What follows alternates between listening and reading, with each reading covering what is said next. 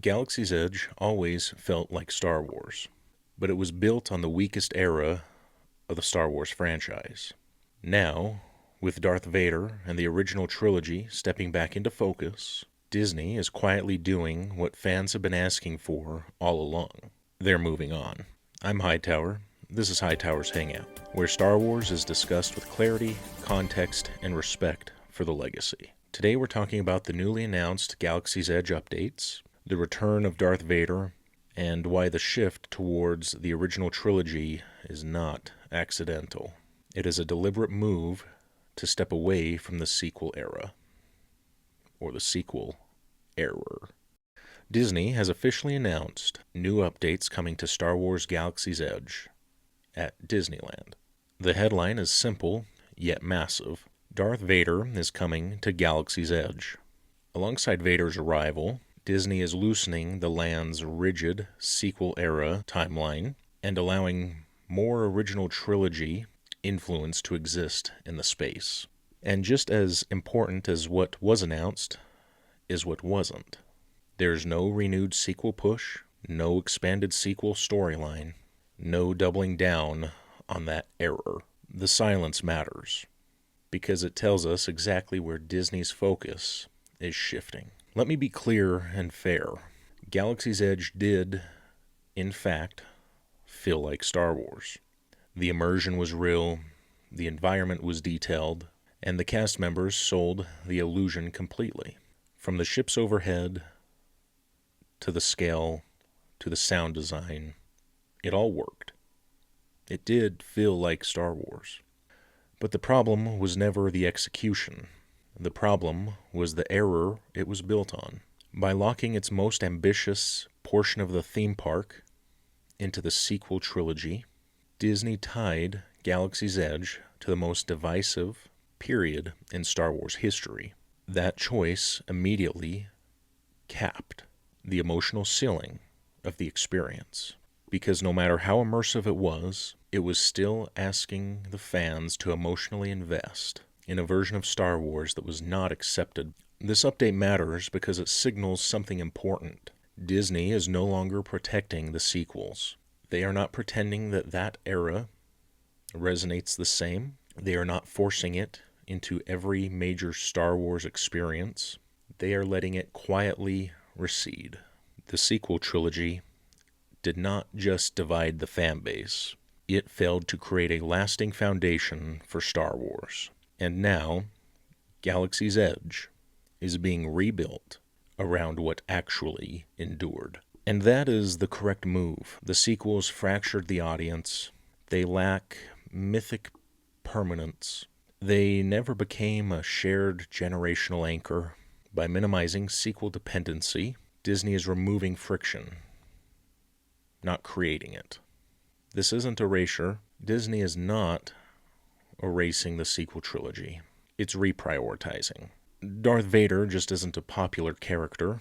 The Dark Lord of the Sith is the spine of Star Wars. When Vader enters a space, there's a tonal shift. The stakes rise, and the myth personifies. Darth Vader requires no explanation. He does not divide the generations. Lord Vader needs no context. Vader connects instantaneously, visually, emotionally, and narratively. His addition is not nostalgia bait. It is structural reinforcement. This is Disney choosing the pillar that actually holds up the franchise. The original trilogy is not an optional flavor. It is the foundation. Every successful era of Star Wars builds upon the original trilogy. Every failed attempt tries to replace it. Galaxy's Edge will become stronger the more it embraces the Empire, the Rebellion, clear mythical conflict, familiar iconography. This isn't about living in the past. It is about acknowledgement of what works, what feels natural. Star Wars is timeless because of the original trilogy, not in spite of it. Batuu was never the problem. The problem was isolating it.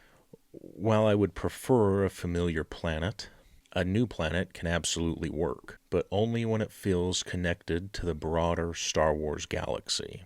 connected to familiar power structures, legends, and conflicts. It should feel like home, even though we have never lived there. With Vader present and the original trilogy emphasized, Batuu can finally feel like a crossroads world, an imperial interest, a place where classic Star Wars can naturally pass through. This is how Batuu stops feeling like a sequel experiment and starts feeling like a part of Star Wars history. Somewhat like Kobo from Jedi Survivor. We never see it in the films, but it feels like a natural part of Star Wars. This update tells us that Disney is understanding something fundamental. You cannot build the future of Star Wars by ignoring its past. Minimizing the sequels is not rewriting history, however I wish they would. Hopefully it will stabilize the franchise. Galaxy's Edge does not need to be a monument to the sequels. Galaxy's Edge needs to be a monument to Star Wars. And these announcements are the clearest signs yet that we have received from Disney that they finally understand the difference. Galaxy's Edge was impressive, but now, by stepping away from the sequel era and recentering around the original trilogy, it finally has a chance to become definitive. Darth Vader's return is not symbolic. Darth Vader's return is corrective. If Disney stays on this path, Galaxy's Edge won't just be immersive.